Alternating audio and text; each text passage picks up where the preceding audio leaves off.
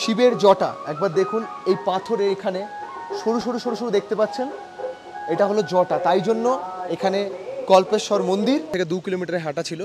এখানে হাঁটতে হয় না, ট্রেক নেই কোনো, একদম এখানেই দেখুন স্ট্যান্ড, একবার দেখুন এই জায়গাটা, এখানেই স্ট্যান্ড, এখানে সব ট্যাক্সি এসে দাঁড়ায়। এসে পৌঁছে গেছি উর্গাম ভ্যালি, একবার দেখুন অসাধারণ পেছনে সিনিক ভিউ। এটা হলো গোপীনাথ মন্দির, এটা হলো বললাম যেরকম রুদ্রনাথের শীতকালীন নিবাস। মন্দির আস্তে আস্তে ছোট, টুঙ্গনাথে একটু ছোট, মধ্যমশ্বরে আরেকটু ছোট। বন্ধুরা, আজ আপনাদের দেখাতে চলেছি রুদ্রনাথ যাত্রা ও কল্পেশ্বর যাত্রা।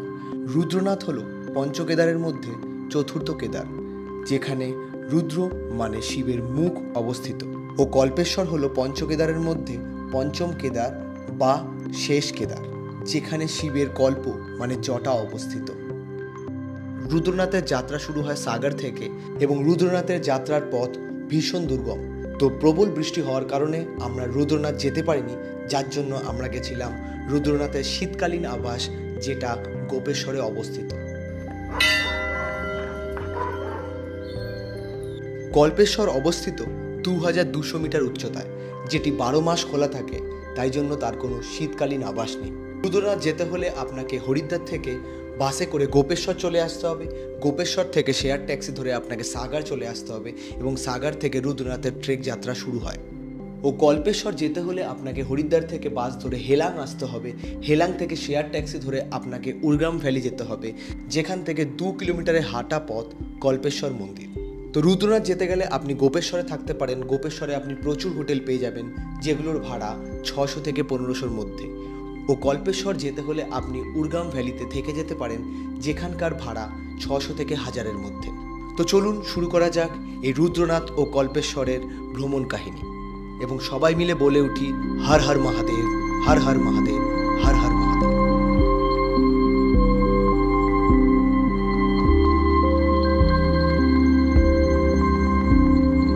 নমস্কার বন্ধুরা, এক নতুন দিনে নতুন ব্লগে আজকে এখন আছি আমি গোপেশ্বরে। আমরা কালকে চলে এসেছিলাম একদম চোপতা থেকে গোপেশ্বর রুদ্রনাথ করব বলে। পঞ্চকেদারের হলো 4 নম্বর কেদার রুদ্রনাথ, তারপর হলো কল্পেশ্বর হলো পঞ্চকেদারের 5th কেদার। আজকে রুদ্রনাথ করার প্ল্যান ছিল, কিন্তু এখন একবার দেখুন এখানে ওয়েদার খুব খারাপ। এদিকে কালকে প্রচুর বৃষ্টি হয়েছে, এখনও বৃষ্টি ভাব। আগে রাজস্থানে এত বৃষ্টি হতো না, উত্তরাখণ্ডে এত বৃষ্টি হতো না, এখন প্রচণ্ড বৃষ্টি হচ্ছে, ল্যান্ডস্লাইড হচ্ছে। রুদ্রনাথের পথ খুব টাফ এবং খুব দুর্গম পথ, ভেঙে গেছে অলমোস্ট, তাই জন্য রুদ্রনাথ আপাতত যাওয়া হচ্ছে না। আপনাদের সাথে আমারও খুব দুঃখ যে রুদ্রনাথটা আমি যেতে পারছি না, তো তার জন্য রুদ্রনাথ পরে একবার ট্রেক করা হবে। তো পঞ্চকেদারের মধ্যে 4 নম্বর কেদার আপনাদের রুদ্রনাথ না দেখাতে পারি, আপনাদের এখানে রুদ্রনাথের শীতকালীন আবাস, এখানে মন্দির আছে, সেটা আপনাদের দেখাবো। তো একবার দেখুন, এটা হলো মার্কেট এরিয়া পুরো গোপেশ্বরের। আপনি রুদ্রনাথ যেতে গেলে এখান থেকে সাগর যেতে হবে, সাগর থেকে 8 কিলোমিটার গোপেশ্বর থেকে, এখান থেকে ট্রেক শুরু হয়।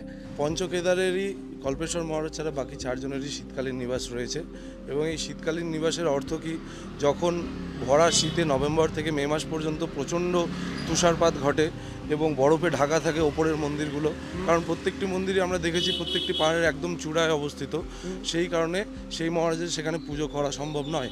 তাই তাদের পুজো লাস্ট যে জায়গায় করা পসিবল হয় সেই জায়গাতে করা হয়। সেই জায়গাগুলোতে একই রকম দেখতে মন্দির রয়েছে এবং সেগুলোকে আমরা বলি শীতকালীন নিবাস। উপরে হেভি স্নোফলের কারণে সেটা নিচে চলে আসে, ডলি বলে সেটাকে, ডলি একটা মুভেবল পার্ট, যেটা সেই পার্টটা নিয়ে চলে আসে এবং এইখানে এসে সেটা স্থাপনা করে।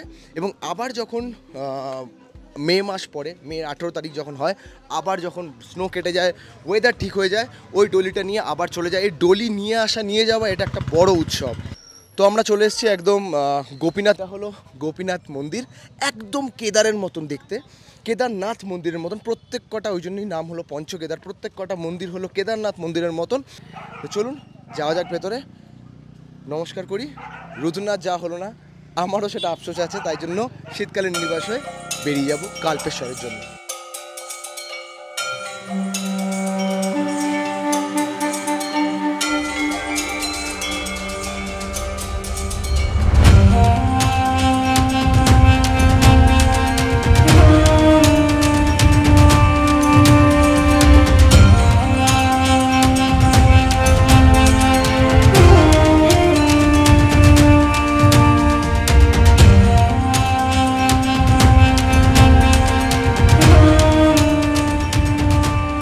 চামুলি চলে এসেছে একদম গোপেশ্বর থেকে 10 কিলোমিটার। আপনাকে যদি কল্পেশ্বর যেতে হয় তো গোপেশ্বর থেকে গাড়ি পাওয়া যায় না, আপনাকে 10 কিলোমিটার 30 টাকা নিয়েছে। আমি চলে এসেছি চামোলি, এটা হলো চামোলি বাস স্ট্যান্ড। এখানে সব চামোলির গাড়ি এখানে আছে, দেখুন পুলিশ বুথ আছে এখানে, পরপর মার্কেট। এখান থেকে আমাদের যেতে হবে কাল্পেশ্বর। তো যে রাস্তাটা যেটা যাচ্ছে সেটা হলো সোজা যাচ্ছে যোশীমঠ, তার মাঝখানে হলো যোশীমঠ 50 কিলোমিটার চামোলি থেকে, এবং তার আগে হেলাং হয়ে আমাদের রাস্তাটা কেটে যাচ্ছে এটা কাল্পেশ্বরের দিকে।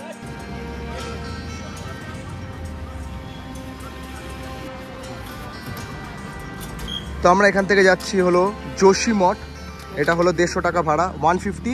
একবার দেখুন ব্যাগ তুলে দিচ্ছি, তারপর 150 মোটামুটি 300, 330, 500 টাকা মতন আজকে ট্রান্সপোর্টে আমাদের খরচা যাবে, এবং খাওয়া দাওয়া হোটেল দেখা যাক, সব মিলিয়ে পার হেড 1200 টাকার কাছাকাছি এখনও পর্যন্ত দেখতে পাচ্ছি বাজেট। ওকে, তো এখন 4:15 বাজে, এসে পৌঁছে গেছি উর্গাম ভ্যালি। একবার দেখুন অসাধারণ, পেছনে ফিনিশ বিউটি, উর্গাম ভ্যালি এসে পৌঁছে গেছি। আজকে আমাদের এখানে থাকার প্ল্যান ছিল না, কিন্তু রাস্তায় অনেক কিছু হয়েছে, সেরকমভাবে গাড়ি পাইনি। আমরা যোশীমঠ যাওয়ার কথা ছিল, কিন্তু আমরা তার আগে নেমে গেছি। সেখান থেকে আমরা গাড়ি চেঞ্জ করে এসেছি 2 ঘন্টা ওয়েট করে। তো অসাধারণ জায়গা দেখে মনে হলো থেকে যাই। দেখুন একবার উর্গাম ভ্যালি, এখান থেকে কাল্পেশ্বর 1 কিলোমিটার, আর এদিকে ধ্যানবাদ্রি 500 মিটার, দুটোই আজকে আপনাদের দেখাবো। তো চলুন, এখানে রুম নিয়ে নিচ্ছে, একবার দেখুন এইখানে ফোন নাম্বার দেওয়া আছে, যদি আপনি এখানে কাল্পেশ্বরে রুম চান, অনেকে থাকতে পারেন। খুব সুন্দর ভ্যালিটা, অসাধারণ। তো পঞ্চকেদারের মধ্যে এই একটাই কেদার কাল্পেশ্বর, যেটার হলো কোনো ট্রেক নেই, আপনাকে একদম গাড়ি স্ট্যান্ডে নামিয়ে দেবে, সেখান থেকে আপনাকে হেঁটে উঠতে হবে। আমরা 2 কিলোমিটার আগে নেমেছি, হোটেল নিয়েছি, এবং এখন 2 কিলোমিটার হেঁটে যাচ্ছি, কারণ আমাদের খুব ট্রেক করার ইচ্ছা। রুদ্রনাথ যেহেতু হলো না, তো 2 কিলোমিটার এখন হাঁটছি। আমাদের আজকে থাকার প্ল্যান ছিল না, কিন্তু ভ্যালি দেখে থেকে গেলাম। একবার দেখুন এটার বিউটিটা, একবার দেখুন, অসাধারণ। ও হো, নিচ দিয়ে নদী বয়ে যাচ্ছে, এখন ব্রিজ, ছোটো মোটো একটা ট্রেক হয়ে যাচ্ছে। তো আমরা পৌঁছে গেছি, আমাদের হোটেল থেকে 2 কিলোমিটারে হাঁটা ছিল। এখানে হাঁটতে হয় না, ট্রেক নেই কোনো, একদম এখানেই দেখুন স্ট্যান্ড, একবার দেখুন এই জায়গাটা, এখানেই স্ট্যান্ড, এখানে সব ট্যাক্সি এসে দাঁড়ায়।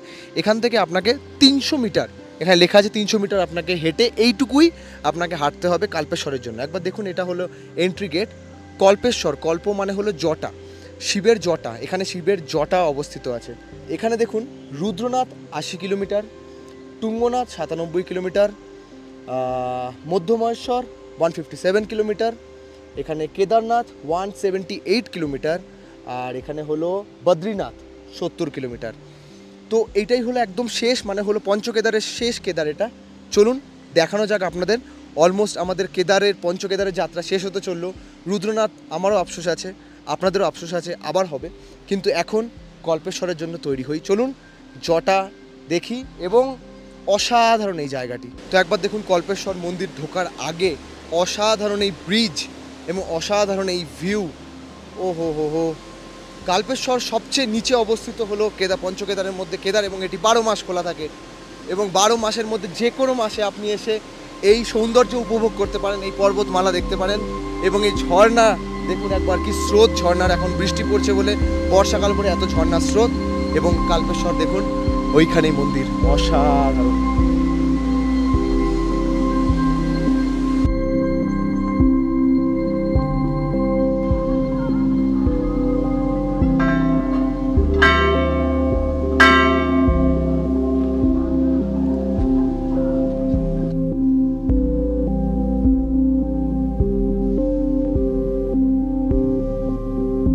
একবার দেখুন এখানে এই পাথরটা, একবার দেখুন কল্পেশ্বর, কল্প মানে জটা, শিবের জটা। একবার দেখুন এই পাথরে এখানে সরু সরু দেখতে পাচ্ছেন, এটা হলো জটা, তাই জন্য এখানে কল্পেশ্বর মন্দির।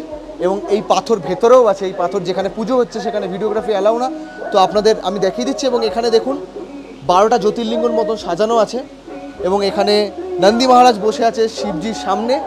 অসাধারণ সুন্দর এই কল্পেশ্বরের মন্দির। তো অসাধারণ পুজো দিয়ে আমরা বেরোলাম, অসাধারণ একদম পুরো সন্ধ্যা আরতি হয়েছে, আমরা দাঁড়িয়ে একদম পুরোহিত মশাইয়ের সাথে একদম সুন্দর করে পুজো হয়েছে। পঞ্চকেদারের শেষ বোঝা যাচ্ছে, এত সুন্দর পুজো হয়েছে, এত ফাঁকার মধ্যে একদম আমরা নিজেরা দাঁড়িয়ে, আধা ঘন্টা থেকে 40 মিনিট পুজো হয়েছে, পুরো খুব সুন্দর পুজো। তো অবশ্যই পঞ্চকেদারের যাত্রা এখানেই শেষ হলো। সবার প্রথম কেদারনাথ, তারপর হলো মধ্যমহেশ্বর, তারপর তুঙ্গনাথ, রুদ্রনাথের শীতকালীন আবাসন দেখালাম, এখন হলো কল্পেশ্বর মানে জটা। তো চলো, পঞ্চকেদার এখানেই শেষ হলো।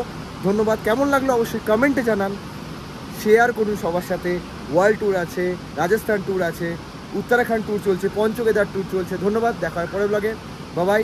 এরপরে যাব বদ্রীনাথ, শিব দর্শন হলো, বিষ্ণু দর্শন তো অবশ্যই দরকার। তো চলো, কালকে দেখা হবে বদ্রীনাথে। ধন্যবাদ, বাবাই। Signing out from Kalpeshwar. নমস্কার, হর হর মহাদেব।